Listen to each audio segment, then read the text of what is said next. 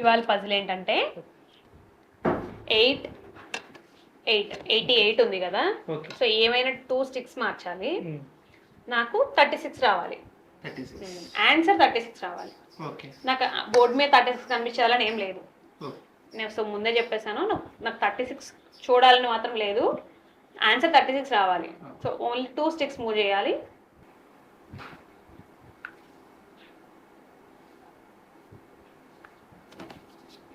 అవుతుంది కదా అది 6 అవుతుంది.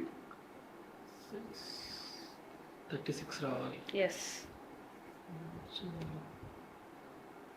3 అవుతే సరిపోతుంది, కానీ స్టిక్స్కి యూజ్ లేదు కదా, స్టిక్స్ ప్లేస్ చేయాలి. 36.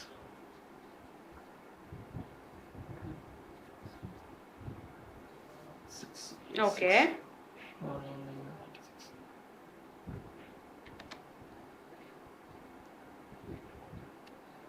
6 + 6 12.